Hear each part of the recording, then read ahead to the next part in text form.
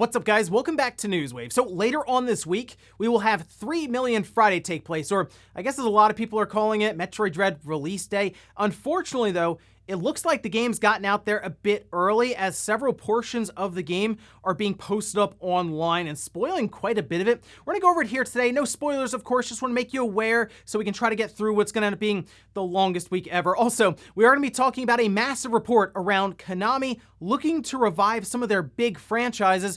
And we're also going to be talking about a new program from Sony that lets you try out some of the PlayStation titles before you buy them. Guys, if you enjoy these videos, make sure that like button helps out a ton. And if you're new here to the Spawn Wave channel, make sure you subscribe down below and ring that notification bell so you can keep up to date with all the uploads here on the channel. And we're going to start today with the PlayStation 5 and 8K. Now, the PS5 does have an 8K badge on the outside of its box, but it doesn't support 8K as a resolution in your options for the system, and that's probably due to Sony just not having that ready to go at launch, as the HDMI 2.1 port should be capable of that. But that didn't stop Shinnin. We can see this over on Eurogamer from John Linneman. Says The Tourist is the first 8K 60 FPS game for PS5.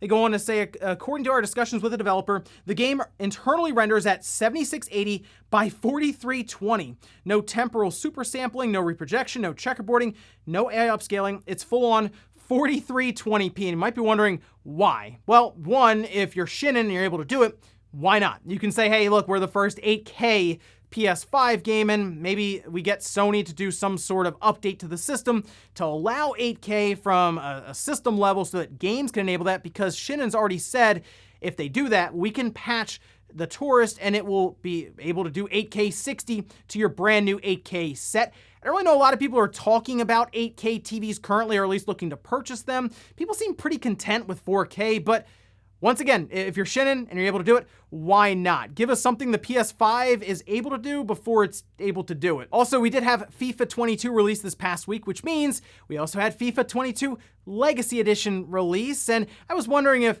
EA would make any kind of serious effort on the Switch when it comes to FIFA after what we've seen with the previous Legacy Editions. But we can see the review here from IGN, where they gave it a 2 out of 10, going on to say that 3 years in a row where all that has been added each time are squad updates, new kits, broadcast packages, and menu screens. And I know the joke is always with these yearly sports titles, that could have just been an update. No, this legitimately could have just been an update that was pushed to, like, pick any of the Legacy Editions, just any of them could have just pushed, and they would have been able to just put that content in there. It's really not that much of a change. But EA decided to still charge $40 for it. Apparently that's $10 cheaper than the year prior, where they were still trying to get $50 for FIFA Legacy Edition on the Switch. Obviously, it's something you shouldn't be buying, but I mean, that's what EA's trying to do. Just push it out there, because they at least made the effort originally, even though they cut some content out still. They still push FIFA to it, and they figure, hey, it's the FIFA game on the Switch. We'll just put it out there and see what sales we can make. To them, it's probably just found money as it is. But yeah, probably shouldn't be spending $40 on the Legacy Edition. Like I said, no real effort from EA, so I don't really think it's worth putting the money in. Oh, and we did get the release date for Final Fantasy Origin throughout Tokyo Game Show, along with a brand new demo. We can see this over on PlayStation Blog, saying that there's a new area, improved combat, AI, graphical updates, and more. They also go on to say there's a total of 14 jobs to unlock and master in this new version, adding new depth to combat while unlocking new strategies and styles to explore.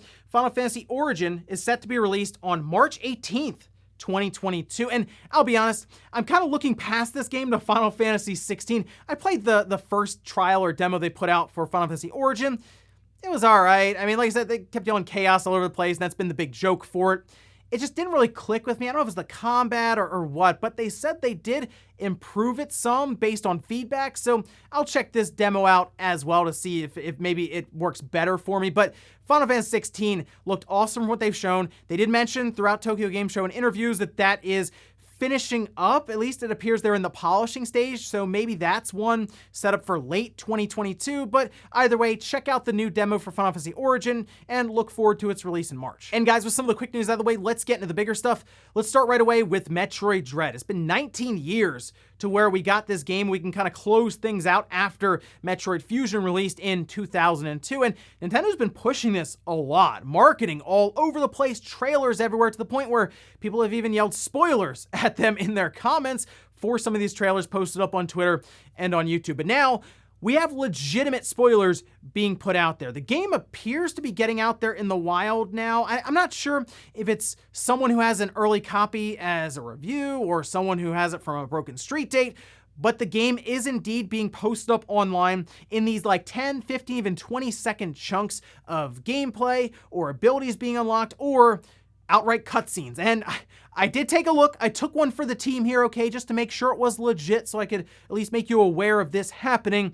Yeah, there are cutscenes that you don't want to see right now because it looks to be something that you would want to experience when you go through it, as it's already going to bring up some controversy, I think, in the Metroid fandom here with some of the stuff going on. But it does look like we're going to have some pretty heavy story elements to this game. Go figure with some of the stuff we've seen from Nintendo. So you're going to want to be careful here. It appears right now it was posted up to Reddit with, I'm not even kidding, 20, 30, even 40 streamable links. It keeps getting updated. And now they're starting to find their way onto Twitter and on YouTube. And Twitter is a problem because you can just be spoiled by scrolling. Like the new Venom movie. I had the post-credit scene spoiled just by scrolling through Twitter because people are retweeting it and quote tweeting it and posting it up. And it was just an image. And I was like, well, that'd have been cool to kind of see, you know, in the moment as the movie's going in theaters. No, that got spoiled. So Metroid Dread is one you're going to have to keep an eye on here just to make sure you can avoid all of that. If someone says, hey, we're talking about spoilers, Metroid Dread, and you're like, that can't be right. It's not out yet.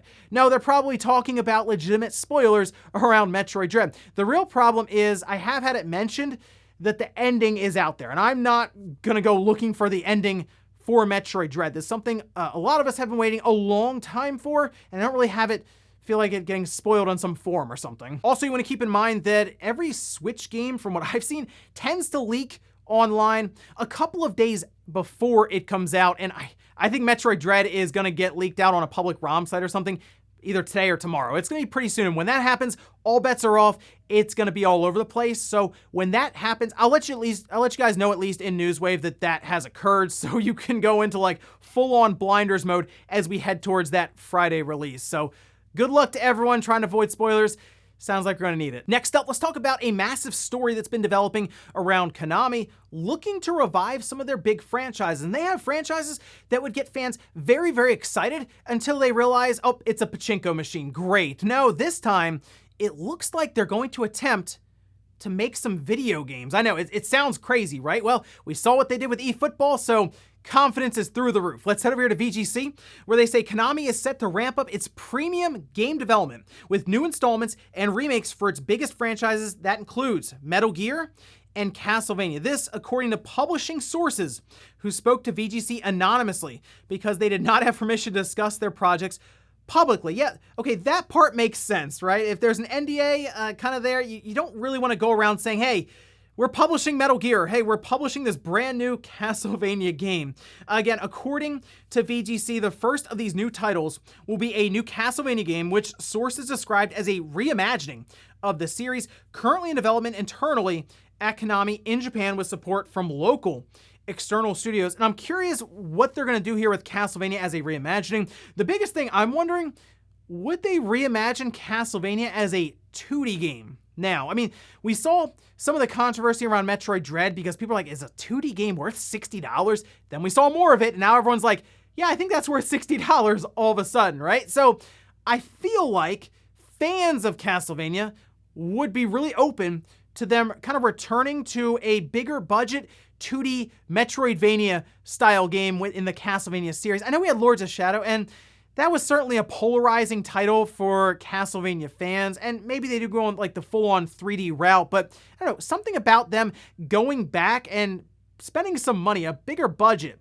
you know, more development behind a 2D Castlevania game, I think that'd be kind of exciting. Now, when it comes to Metal Gear Solid, there's been a lot of speculation around Bluepoint handling a remake, but VGC says that the series is being worked on by an external studio, that being Virtuos. In fact, it looks like this is going to be a remake for Metal Gear Solid 3 Snake Eater, and that tells me that we could still see a remake for Metal Gear Solid. In fact, it could even be in development at Bluepoint if we see Virtuos maybe doing Metal Gear Solid 3 Snake Eater. That is, to me, a risky game to remake because it is so beloved by the Metal Gear fans that if you mess that up, that would be detrimental to the Metal Gear series. So I hope Konami is at least looking at this as something that is going to need all the development time and budget it can get, because if they do nail something like a Metal Gear Solid 3 Snake Eater remake, it would be really, really good to show that Konami is back. They also say that Konami is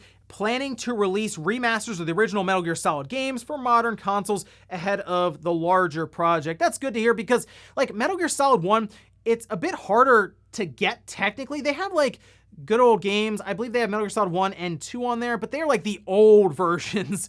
So there's still a lot of things that they could modernize in a remaster. And even the HD collection they did, that was 2 and 3 in Peace Walker. The original one wasn't on there. They did a legacy collection on the PS3 that bundled like all of these games together, but it's still not something you can just go on your Xbox or even like your PS5 or your Switch right now and just, oh, I want to play Metal Gear Solid 1. Let me go ahead and load it up. So I think this is good if they do say 1, 2. If they're remaking 3, they might want to keep that off because they don't want to play through 3 before they do the remake.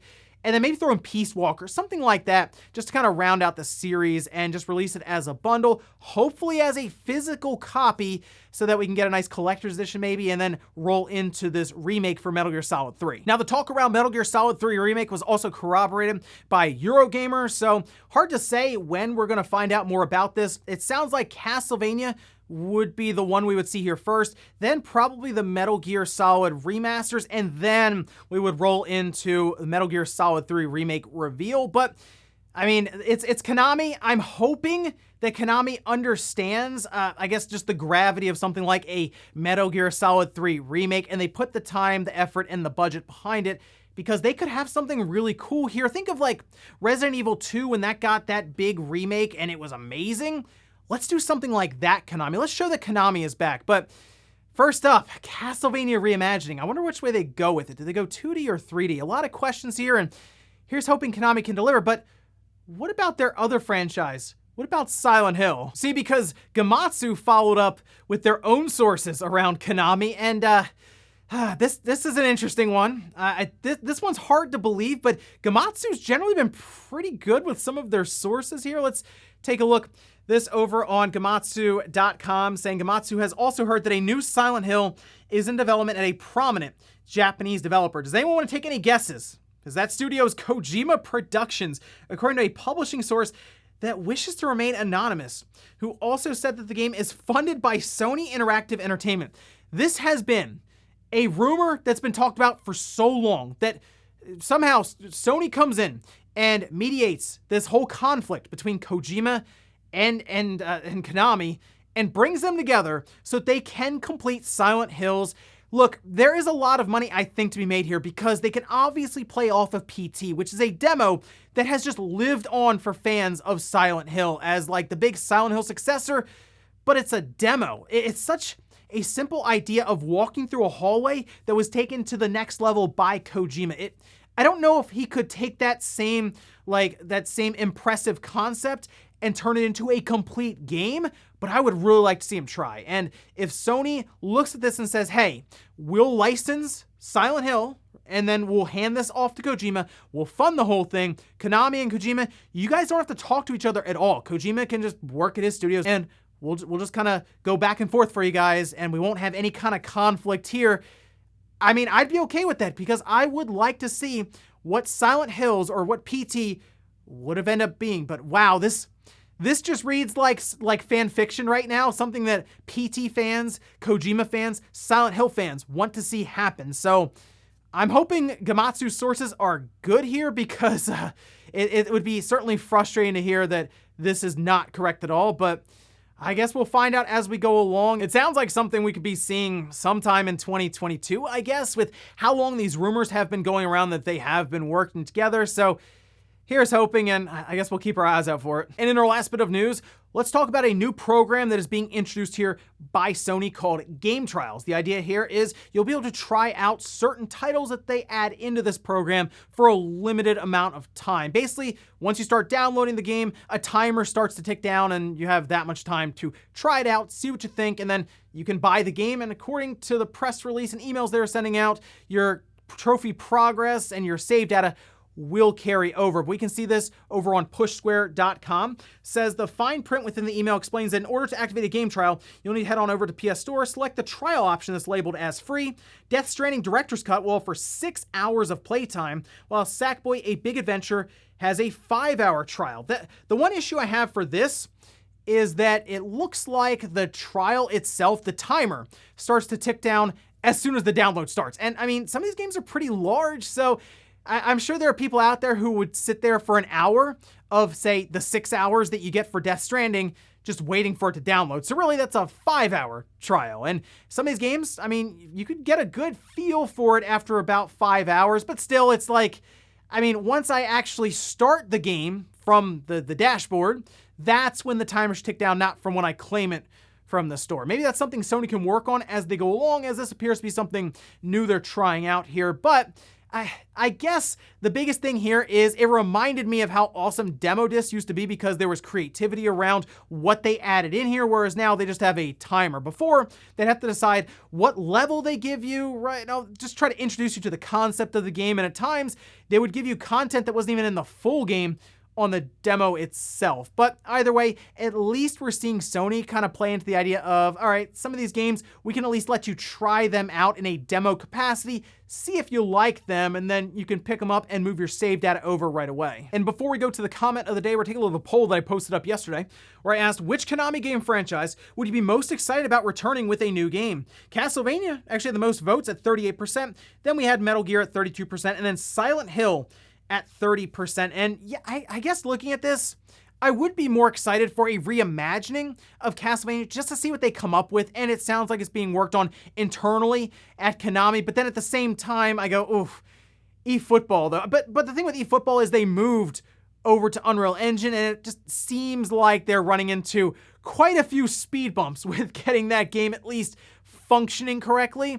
I have to imagine that Castlevania would get pretty good priority overall, because it's not a free-to-play title. They would be looking for that premium price, I would assume. So I'd hope that quality is at least recognized with that price tag attached to it.